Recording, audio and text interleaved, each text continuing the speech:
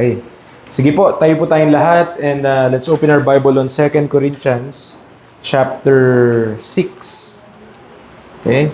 2 Corinthians chapter 6 verse 14 to 17.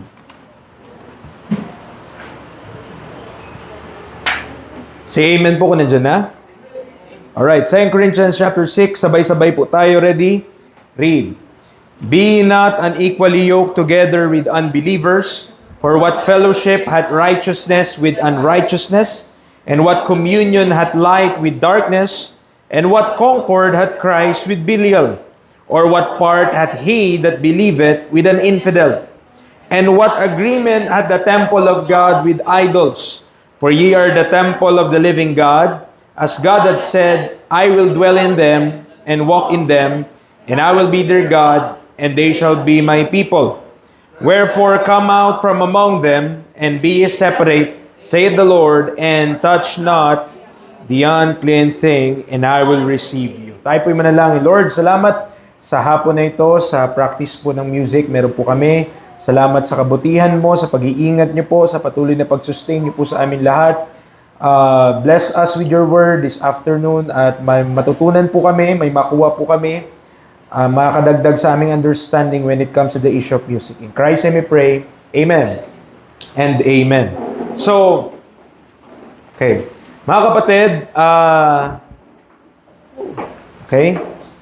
So, pag-uusapan po natin, I call this lesson The Bridge. Okay? The Bridge. So, mamaya, papaliwanag ko, bakit to The Bridge? Bakit siya tinawag na tulay? Okay? So, praise the Lord for what He is doing in this ministry. So, ministry po natin dito sa church, we are seeing a shift from the stigma of boring hymns to a lively church participating in godly music. So, kaya minsan naaasar or nasasabi din na yung hymns ay parang old-fashioned na nakaka-boring. Hindi rin naman dahil sa hymn yun, dahil din sa mga taong kumakanta. Okay? So, minsan kasalanan yun nung tayo po yung meron pong fault. Now, but as a pastor, I have a duty to protect the flock. According to Acts 20:29, may grievous wolves that will enter in sa flock, not sparing the flock. So, it is my duty, mga kapatid, to protect. Okay? In the context of music, I don't think we will become a full-fledged rock band here anytime soon. So, I don't think that. I don't think na anytime soon, a year at 2 years, hindi tayo magkakaroon dito ng banda na rock and roll. So, I don't see that as a threat.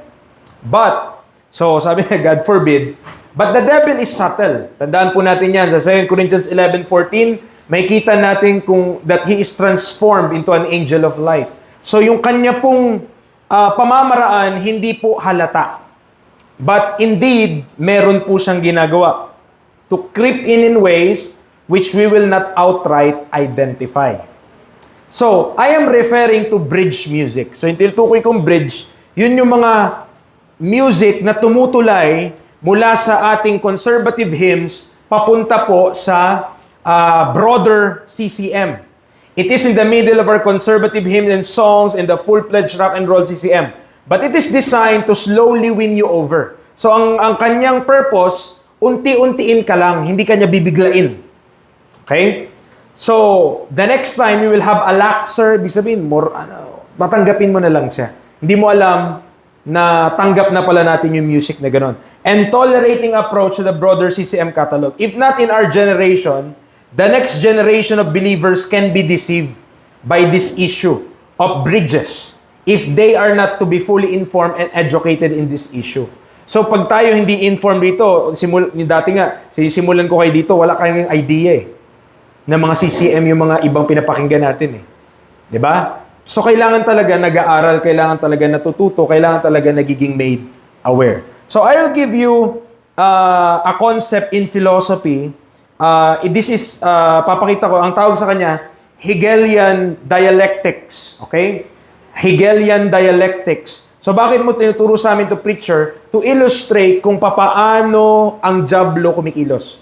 Okay? This is one of his tactics, mga kapatid. Ang tawag, kaya siya tinawag na Hegelian kasi ang nag-conceptualize nito ay yung pangalan niya si Hegel. Okay? I don't think, baka abilido niya lang po yata yung Hegel. So, pinangalan yun sa kanya, Hegelian dialectics. So, sabi ni David Cloud, the leaven did its job.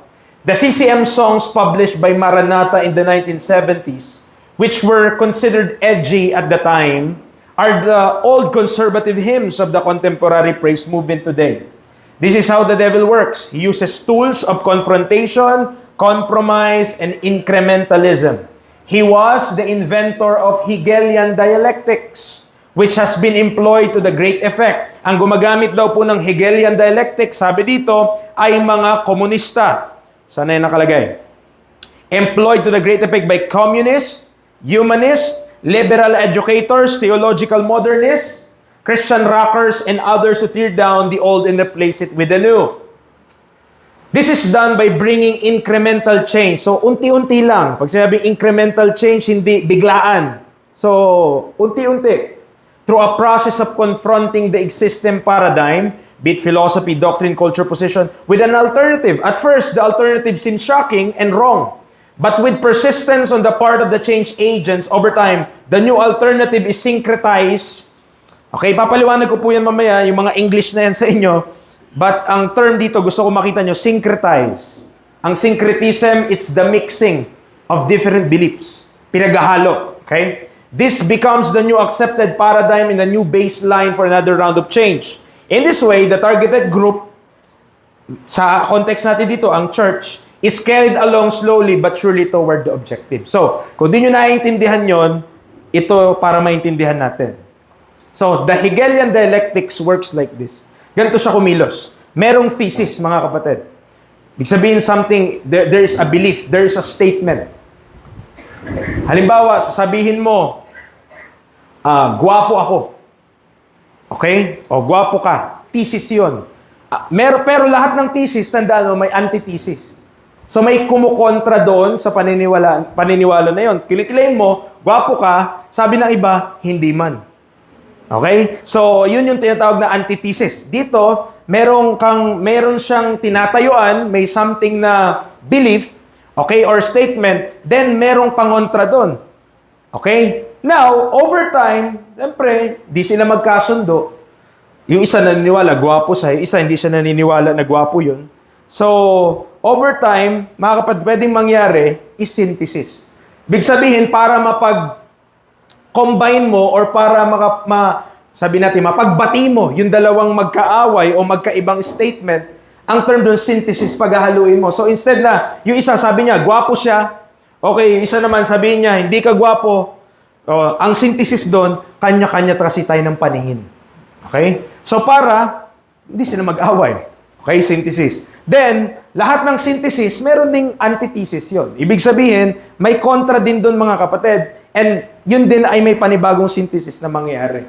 Preacher, di pa rin namin maintindihan. Ano ba yung mga pinagsasabi nyo? Okay, ganito po yan pagdating sa music. Okay, tayo ay naniniwala na we should sing, we should worship with conservative hymns. Tama po ba? That's our thesis. Okay? Ang antithesis nun ay CCM. So tayo ay hindi naniniwala at tayo ay against sa CCM. So hindi natin yan pinapractice, hindi natin inaawit, hindi natin pinapakinggan. So, ang gawain ng Diablo, using the Hegelian dialectics, siyempre, alam niya na kontra ka dito. Tama po ba? Alam ng Diablo na ayaw mo to at ito yung gusto mo. So, ang i-offer niya sa'yo, mixture lang.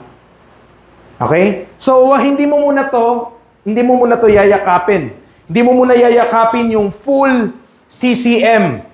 Kundi, ang yayakapin mo lang, yung hymn ng mga CCM. Okay? That over time, ito ka, di ba? Ito yung stand mo dati. Conservative hymns ka lang. Then, unti-unti kang naging ganto. Kasi, kontra ka dito, pero ito, parang pinag-aaralan mo, okay naman.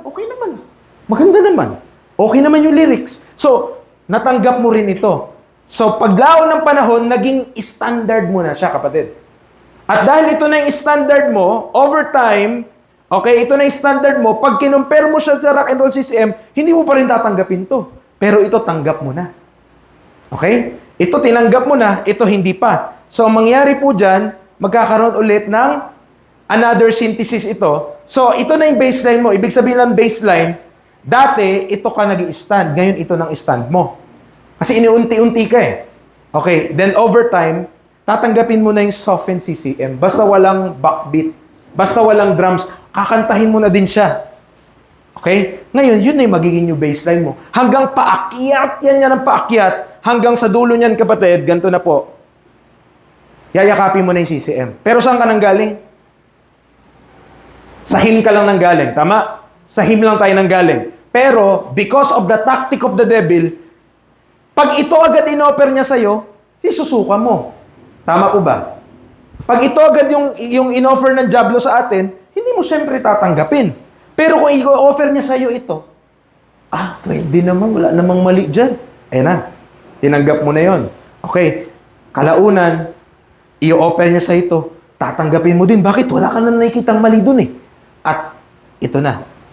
Kaya incremental change. Yan yung Hegelian dialectics.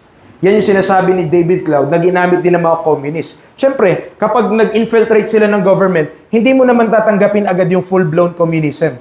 Over time, over a period of time, over compromises doon sa mga paniniwala, darating ang panahon, yayakapin din ng tao yung communism kasi nauunti-unti-unti-unti. Okay? Ganyan trumabaho ang Diablo. Kapag tayo merong conviction, kapag tayo merong stand, kapag tayo ay merong paniniwala na tinatayuan natin, para mailayo ka niya dyan, hindi ka niya o-opera ng kontra agad dun. Ito, i-offer niya sa'yo, ayaw mo talaga. O-operan ka lang nung hunyango. O-operan ka lang nung parang ganon. Pag in-apply mo naman, ito, para mas maintindihan pa natin. Pag in-apply mo sa pananamit, ganyan yan. Tama, nung una naniniwala ka sa modesty, tapos yung kahubaran, hindi talaga yun sa Diyos. Talagang kailangan dumamit. Pero, over time, in-offer ka ng Diablo, baka pwede naman ito. Iklian mo lang ng konti. So, ikaw naman, tatanggapin mo na. Okay? So, pag tinanggap mo na yon, syempre, kontra ka pa rin sa paghuhubad. Hindi talaga yung kalooban ng Diyos. Pero, nag-a-approve ka na ng cross-dressing and so on, unti-unti yon. So, ang point lang natin, mga kapatid, ang compromise, it is over a period of time. Hindi siya once. Okay? Hindi mo i-accept ang mali, biglaan. Binibigay sa atin ng Diablo yun, unti-unti. Unti-unti.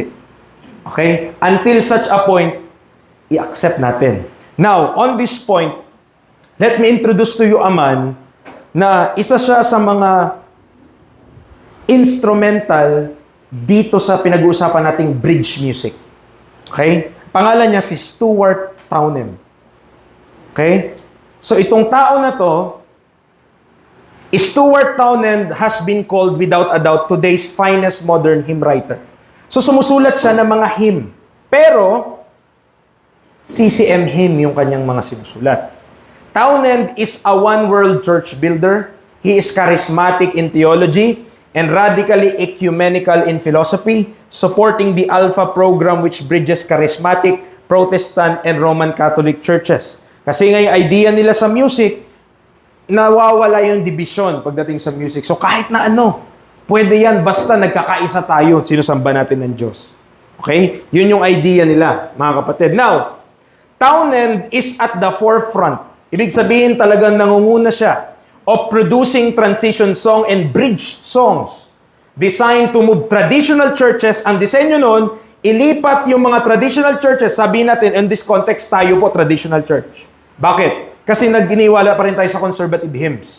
So in this context, is ilagay nyo yung isip nyo to move SLBC along a contemporary path. From the perspective of the CCM artists involved in this, they aren't doing anything sinister. Sa isip nila, walang masama doon. Bakit? Naniwala sila tama yung ginagawa nila.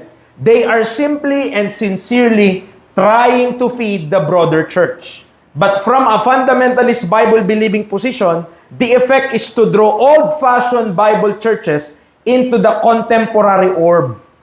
Okay? And it's most sinister. So, kailangan nyo pong maintindihan yan ha. Ang disenyo nitong mga hymn na ginagawa niya, mga music niya, ay para yung mga churches talagang conservative sa hymn, King James Bible, ay unti-unti tanggapin nila yung mga kanta. na ito. And so on, kalaunan, magiging CCM na rin sila. Okay. So, to give you an idea kung ano yung mga kanta niya. Kasi baka yung pangalan niya, hindi nyo alam. Pero yung kanta niya, alam natin. Oh, ito siya. Pag sinearch nyo yan sa Google. Ano yung mga kanta niya? In Christ Alone. Ano pa? Paborito ni Kurt. Nasaan na yan? How Deep the Father's Love. Kanta niya yon. Okay? Diba? So,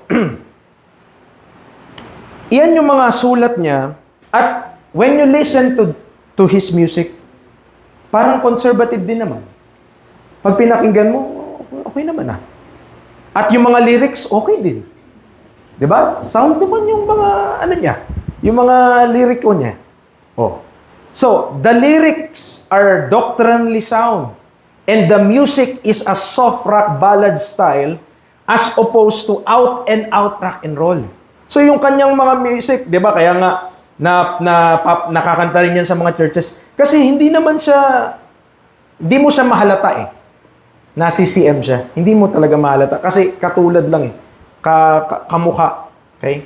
So they are considered safe by traditional churches. But by using this music, a staunch Bible church is brought into association with the contemporary world that Townsend represent and the contemporary hymns. So Townsend yata, hindi Townend, no?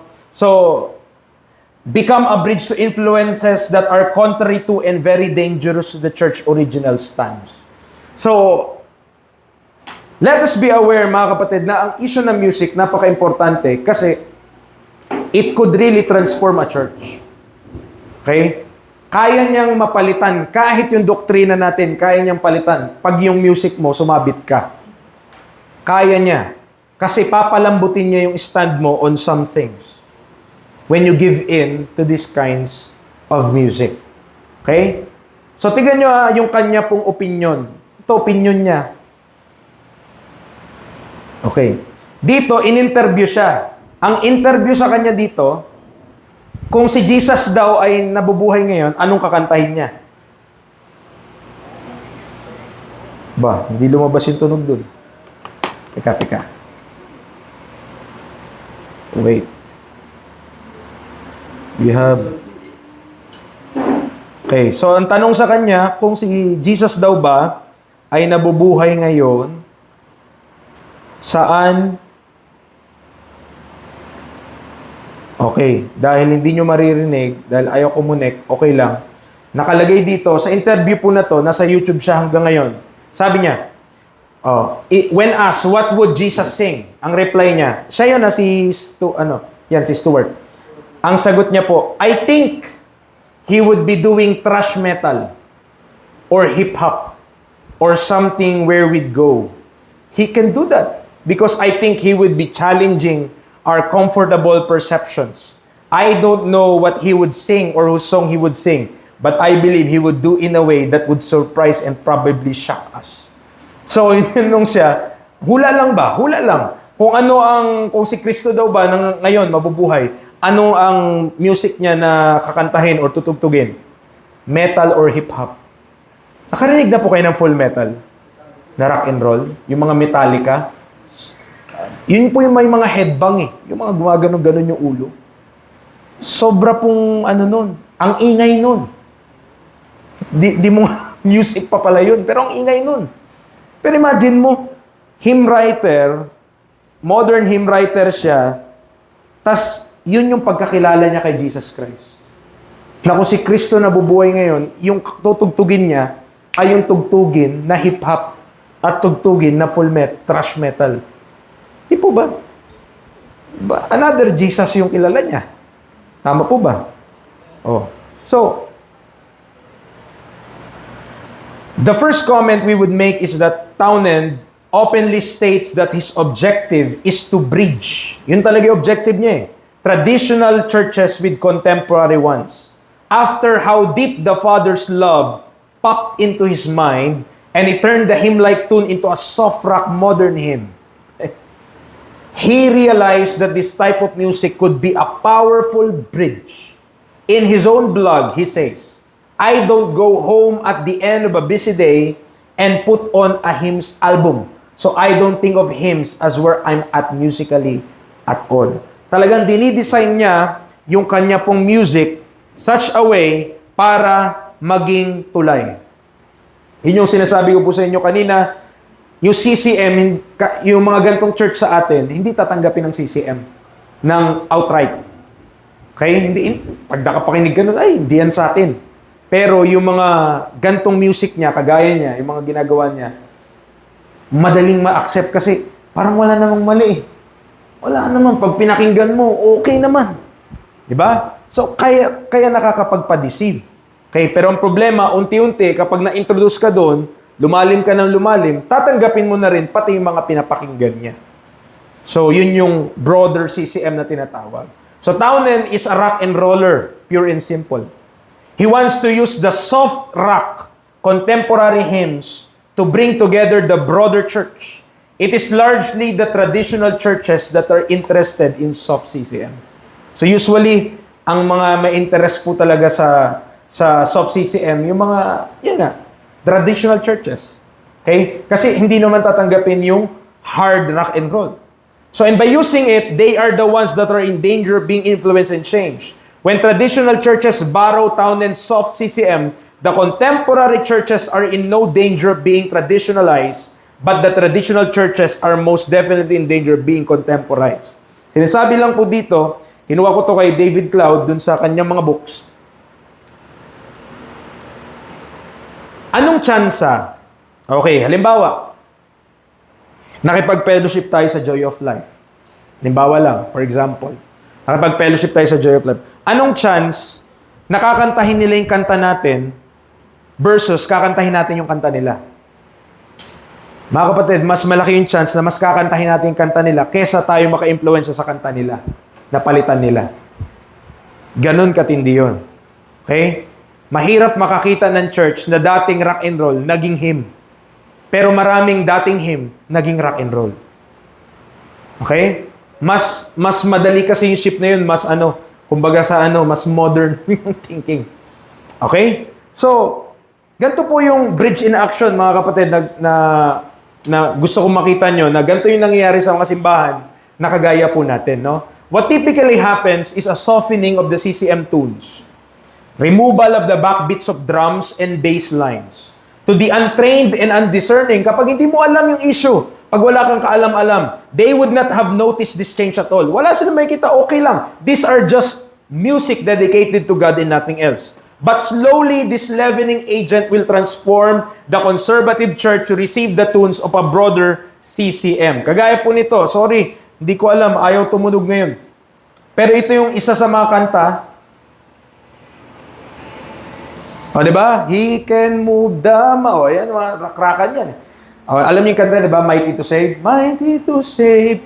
He is mighty. O, ito si Darlene Check to eh. O, diba? Ganyan. Ngayon, popular Hillsong music yan. Now, ganito yan kinakanta sa isang Baptist church. O, sa Lancaster. Yan din naman yung kanta, pero wala po yung tinatawag na wala yung rock na tinatawag. Ba't ayaw mo na mag-play? Ayaw niya. Teka. So, same song po yan, mga kapatid. Ayan. Ayun. Oh. So, sorry, hindi lang natin mapatunog. Pero, same po. Mighty to Save yung kinakanta nila. Pero wala yung backbeat ng drums. Ano lang, nakapiano lang. Oh, pero mighty to save. Oh. Conquer the grave. Oh, yun. Yun yung kanta na yun. Okay. So, ang Lancaster Baptist Church sa Lancaster, California, isa po yan sa malaking Baptist sa Amerika. Okay, meron siyang college. Ang pastor dyan, si Paul Chappell, ang college, West Coast Baptist College. Malaki po yun. Okay? Yung West Coast, malaki po yun. Siya yung pastor po doon. Pero, nagpapakanta siya ng mga ganito sa kanilang church. Though, hindi ka makakita dyan ng mga ilaw, ng mga kung ano-ano, di ba? Sa mga, yung madilim, hindi ganun. Maliwanag naman si nila. Pero ito mga kapatid, dahil nga tinatanggap niya yung mga music na yan, wala naman siya nakikitang mali dyan, So, okay lang, basta tinatanggal yung backbeat. So, ito po. Okay? So, ito yung... Oh, hindi ko rin maano yung tunog sa inyo, ha? Hindi ko rin mape-play yung tunog. Pero ang point, ito po ay Rock Hill Church. Ang tawag sa church na to, Rock Hill Church. Isa sa pastor dito, anak ni Paul Chappell. Si Matt Chappell. Okay? Isa sa pastor dito, tignan nyo yung itsura, di ba? Talagang yung kung ano yung mga nakikita nyo sa atin, mga Light Church, mga Church of God, ganyan itsura. So, kung makikita nyo po, di ba, modern na modern, ganyan, no? Ang laki ng LED screen, tapos drums, lahat. Pero yung anak niya dyan, ang isa sa mga pastor, kasi hindi lang naman isa yung pastor. So, yung anak niya po dyan. But imagine, mga kapatid, inordain niya pa yung anak niya na mapunta talaga dyan. Big sabihin, meron siyang consent na ito yung tatahakin ng anak niya sa ministry. Hindi ito yung parang nagrebelde, ayaw ko na dyan sa baptist. Hindi ganun. Inordain niya pa. Okay? Ibig sabihin, talagang binibigay niya approval niya sa anak niya na ito yung tatahakin niyang ministry. Mga kapatid, that is the effect of when the music ay, kagaya po sinasabi ko sa inyo kanina, ganun lang mag-work si Satan. Incremental. Hindi biglaan. I don't think gagawin nila to sa Lancaster, doon sa church na yon. I don't think gagawin nila yon doon. Yung ganto. Pero, yung bunga na, yung mga naturuan na nila na hindi nila na winarningan tungkol sa danger nito, papunta dyan sa mga gantong simbahan. Okay? So, kanina nga, habang pine-prepare ko tong mga to, tinignan ko lang yung mga live stream ng Light Church. Meron sa YouTube, tignan ko lang. Abay, parang naka-4 na video yata ako. Bakit lahat pastora? Pindot ko, pastora nagsasalita dito. Pastora din nagsasalita dito. Pastora din ang nagsasalita. Okay? So, well, mga kapatid, alam niyo naman, we are not against ladies, but we are for the Bible. So, hindi natin suportahan kung hindi sinabi ng Panginoon, hindi nakalagay sa salita niya. Hindi tayo against sa mga ladies po, ha, by the way. Pero stand natin kung ano nasa Biblia. We still believe that the pastor is a husband of one wife. Amen. Tama po ba? Baka may iba tayong version dyan. Okay?